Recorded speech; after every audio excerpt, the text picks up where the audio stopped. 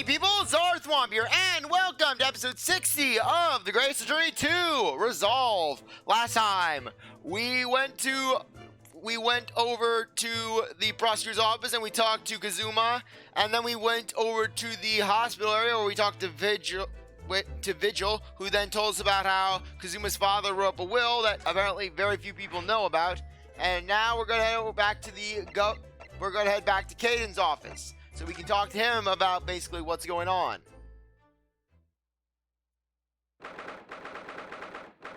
The 2nd of November, Barclay Prison, Governor's Office. Oh, ouch, you back again, are ya? Yes, hello. I've heard all about your investigations. I've read the report just now. You found him, eh? Vigil. Yes, luckily. Well, anywho, the laddie doesn't work here no more, so your grace is not to do with Barclay. I wouldn't like you to get the wrong idea about that. Of course, yes. Mr. Vigil stopped working here 10 years ago now, so... Yes, we've seen his prisoners, haven't we? He was given the chop. Aye, Kimmer! You can very well. So, how about the wee handcuff biscuits? Ooh, they really are like little handcuffs, and as hard as iron, too. So, what brought you doing here today? Well, there's something else we'd like to ask you about, actually. Is that so? We believe there might have been a document that disappeared from Getchi Asogi's cell. I think it's been called the Asogi Papers or something. Yeah, I love how Ryunosuke promises Vigil not to talk about the Asogi Papers. And then 5 seconds later, Ryunosuke is like, so, what about the Asogi Papers?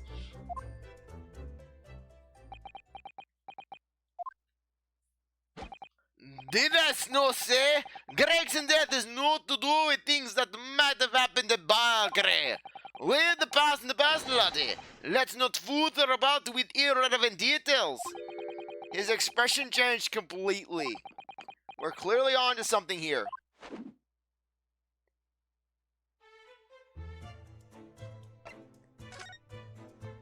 Okay, anything we can present? Can't really think of anything that we could really present. Okay, anything to examine? Okay, the exact same things we've seen before. So, let's do some talking. The 10-year-old legacy. That murderous bullshit execution and the whole miserable escape. CzarThwomp can't speak anymore. They were Barclay's darkest hour, aye. A shocking embarrassment. Because the convict had a collaborator on the prison staff, you mean? Aye, for shame.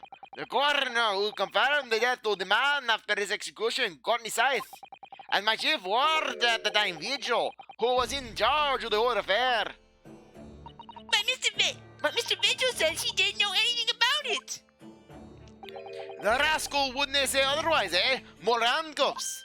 Oh, how can they know? You can never have too much iron in your diet. When Mr. Vigil was handed his dismissal notice as a result of what happened, he was so despairing he jumped out your office window, didn't he? Aye! How? No, I can't blame him nary a bit, lassie. I mean, who would not want to work for me? I'm magical, I am charming, I'm endearing. I didn't like to say, but that's just Vigil trying to get out of it. Do you not think he wouldn't have jumped around the stocks of his crime being exposed, eh? I do. You wouldn't say otherwise, though, would you? Of course, I can shun all responsibility myself. I shouldn't have let him deceive me. Actually, there's barely anybody that kens what went on at the time now. We Gregson having been murdered and Dr. Sithe forbidding from having any visitors. No visitors? Someone obviously doesn't want her giving anything away. Well, we're not going home empty-handed. We're visiting her now. And then Iris just punches Caiden right in the sack. Just right in the crotch. Boom. Iris establishes his dominance with a single punch. And I will never dream of sending you packing with notes, Gimmer. Here, take a handcuff or two. Oh, really? Would you say no? When one become anemic. Sorry, cannot read today. I suppose if there's anyone who might still care about what happened back then, it'd be that lass from the forensic division, Gory. Gory? Aye, Sithe's daughter. She didn't have no more, just the one. Thank God. She disturbed the heck out of me. I swear, could you imagine if there were more around? It'd be like grabbed by the ghoulies. It'd be like the freaking Adams family, except without the snapping fingers. But the wee Barons followed in her mommy's footsteps. You didn't ever see her without the scalpel in her hand. Ah.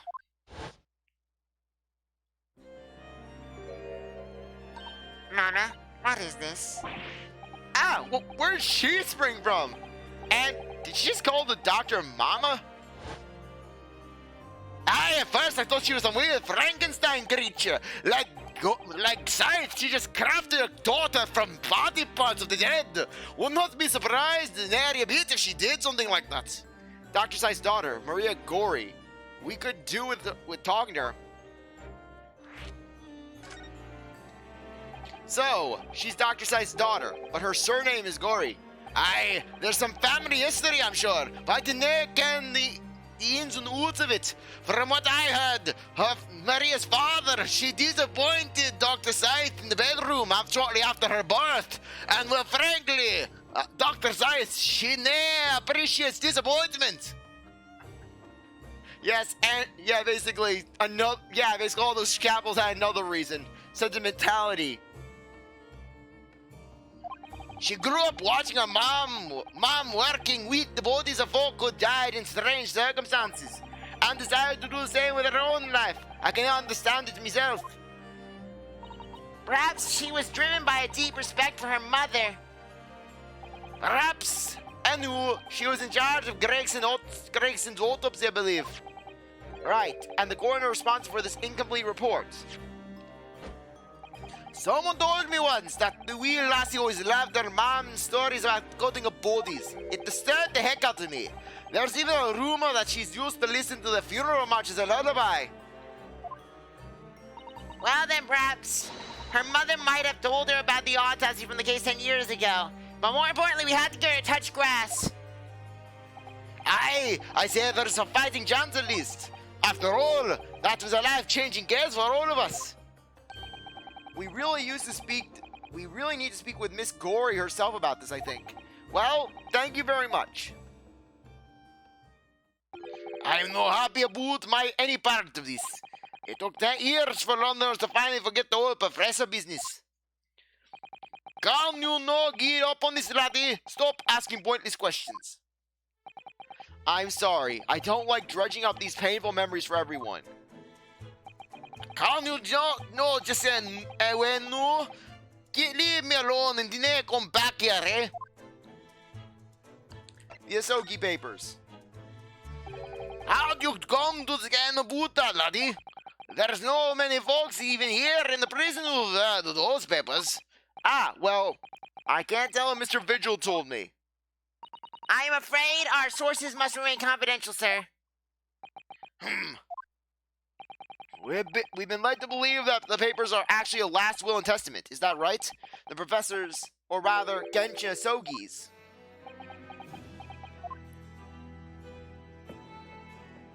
Aye, that's right. You are well informed, Jimmy.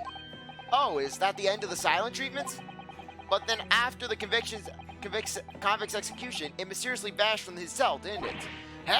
Here, Evers, no, you're off a half cock there. I think you didn't quite get your facts straight. It was there in the cell, exactly where it should have been. Oh, not what we heard elsewhere.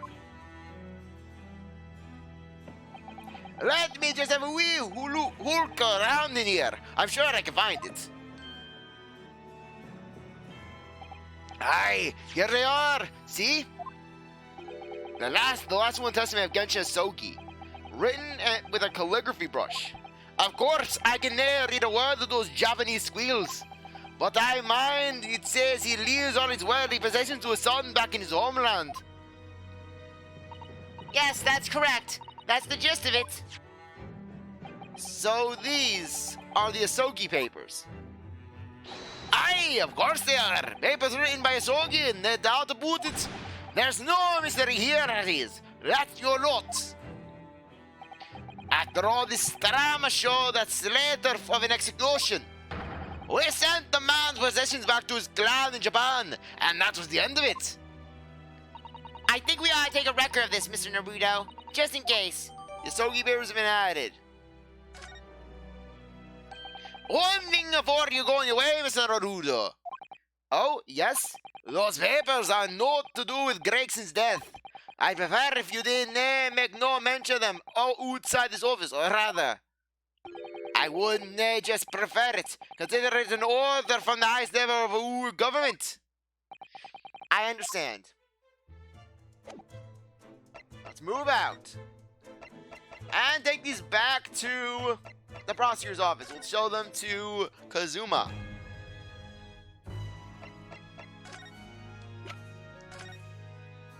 Kazuma, what do you make of this? What? I love how Kazuma's like, oh, these papers regarding my father? They mean nothing to me.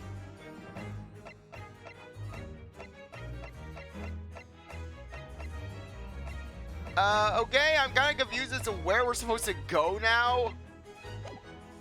Okay, I know that this may seem cheap, but I'm doing it again. Story mode on. No, come on. What are we presenting?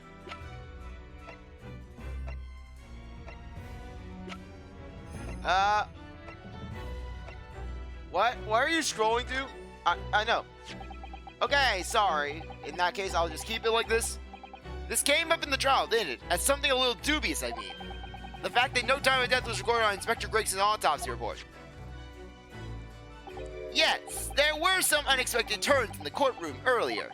The suggestion you came up with certainly took everyone by surprise.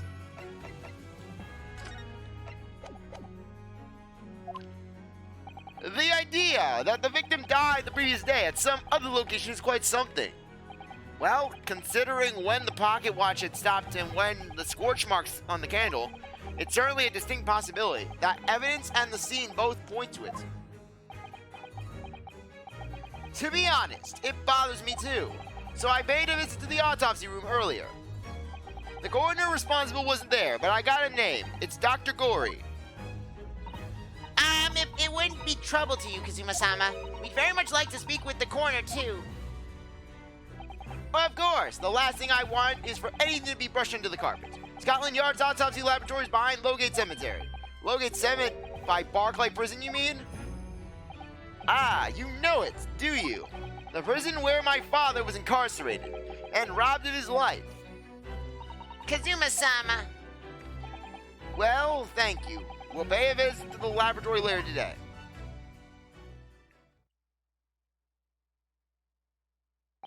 Ryunosuke, I want to thank you. What for? For this. You safeguard the soul of the Asogi clan.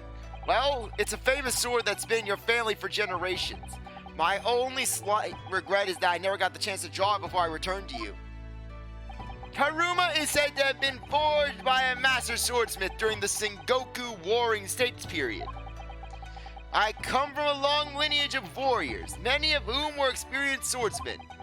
Well then, you're a chip off the old block, I'd say.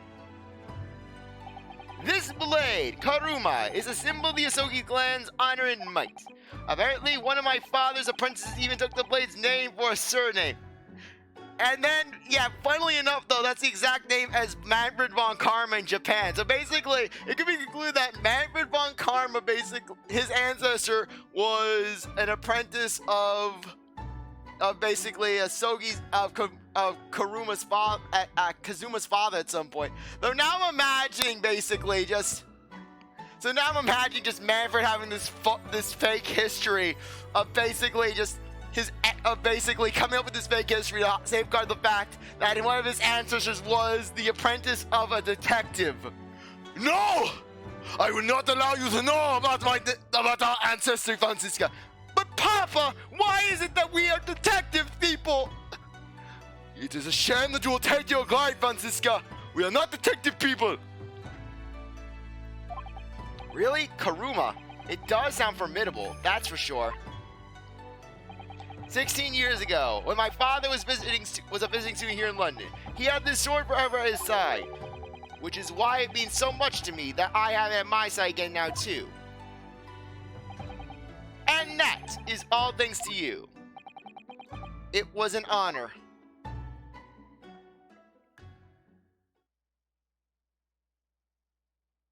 Now, I have preparations to make for tomorrow. Perhaps I said a little too much. Kazuma, you've changed. No, Ryunosuke, I haven't changed at all. It's you who's changed. I think that the white suit and the bright red cravat tell a different story, Kazuma. I can completely understand your resentment of Lord Van Zeek's given what happened, but the fact is, those events in this case are, well, unrelated. Is that what you want to say? How can you be so sure? What do you mean? Never mind. That man's the Reaper, and it's for that reason that the inspector was killed. I'm going to prove as much in court tomorrow. By whatever means necessary. I can't let you do that, Kazuma. I know you'll do what you have to do as a lawyer, but I'm sure I don't need to tell you that I won't be taking any prisoners in the courtroom. I would expect nothing less. Until tomorrow, then, in the Old Bailey. Okay. Let's move out. Forensics Laboratory. Yep, sure enough.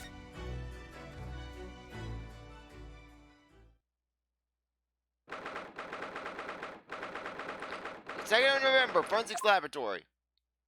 This place really is creepy, isn't it? And now it's filled with dolls. So many dolls. I think that there's a Jack Skellington right over there. Well, being a dead room, it's probably full of the spirits of the dissected, which are now inhabiting the bodies of those dolls. But actually, there's a rather pleasing scent of roses in the air. Well, being a dead room, the corner body needs a bold scent like that to match the odor of death. Iris, do you think we could change the subject? No! Last sound Ryunosuke ever hears. What was that?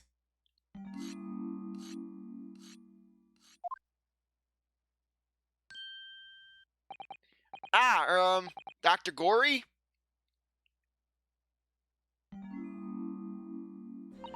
What? Well, that noise before.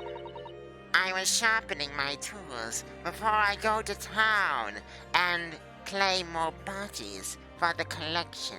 Mama wants more bodies, and I want more bodies. Ergo, there will be more bodies. I will eat the flesh, and the flesh shall nourish me. I shall absorb their knowledge, and it will become mine. I'd be dead meat if I didn't keep a perfectly keen edge on them. Right. When following the coralline fibers in the dermis, an extremely sharpened scalpel cuts like cheese. Would you like a demonstration? A live demonstration? Oh, yes, please. I'd love to see it. Ben, I think you'll do nicely. Huh? No, I wouldn't do nicely at all. Mama's not here to save you this time, my eastern friend. My learned Nipponese friend, I shall cut you open. Oh God, they're all like, is everyone in this law office like that?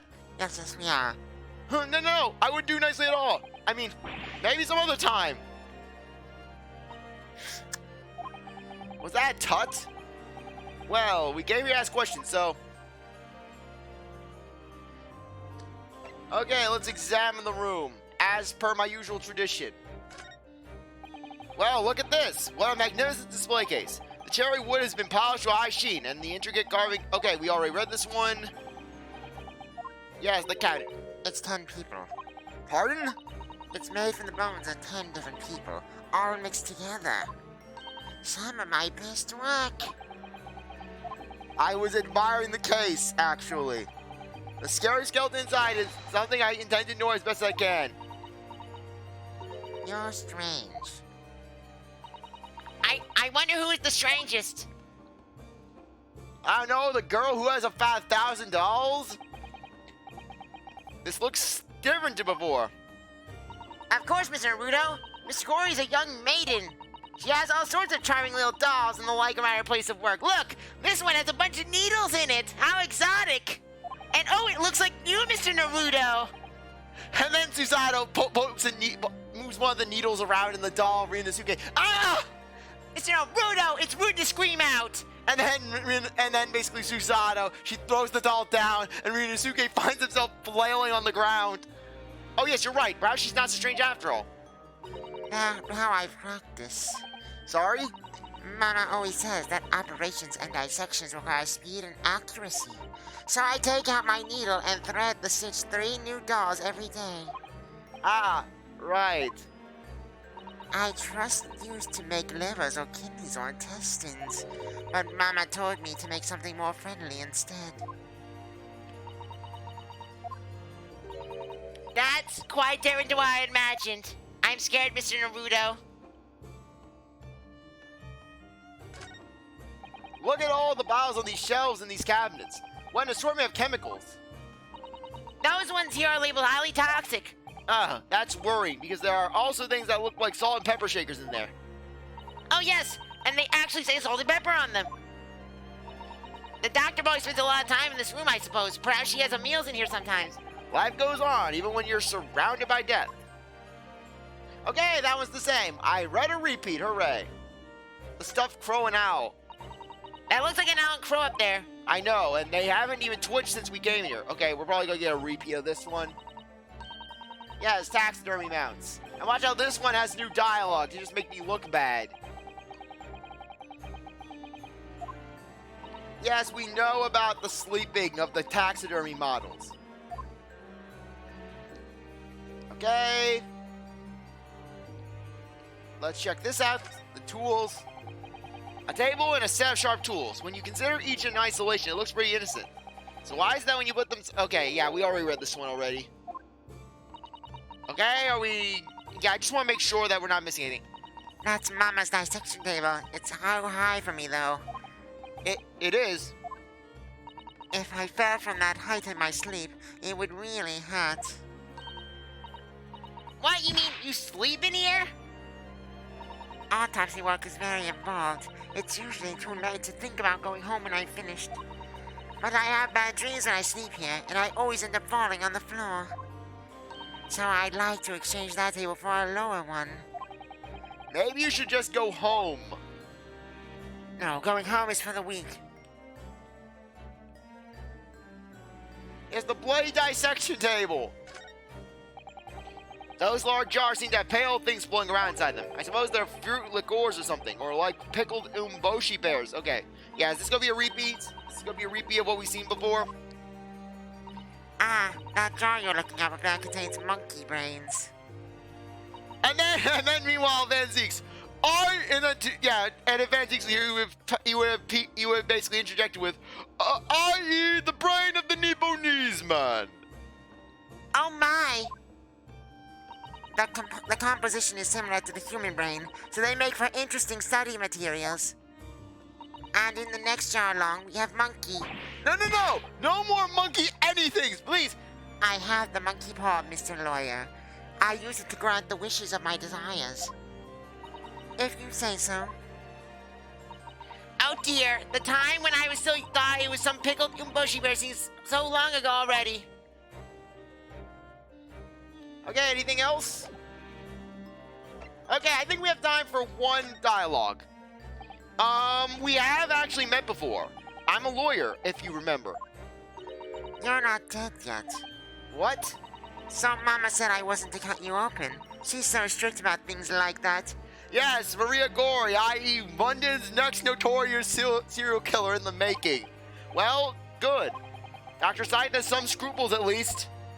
Now, more like she doesn't want a lawsuit. Oh dear, it looks like she's not interested in talking to us for the time being. Anyways. For the time being, you mean? Until we die? I hope that's a way off. Sorry, but I wasn't planning on dying anytime soon. She's gonna arrange that herself. She's just gonna chop you up right here, Ryunosuke. Surely there's some less drastic way of making her listen. Okay, we'll do that in the next episode, because I think now would be a good time to end things off. Anyways, I really appreciate that you stuck around to watch this episode. You're a great viewer, and I hope you come back for the next one. If you like this video, like, subscribe, comment, share, do whatever you want. I'll see you next time. Bye.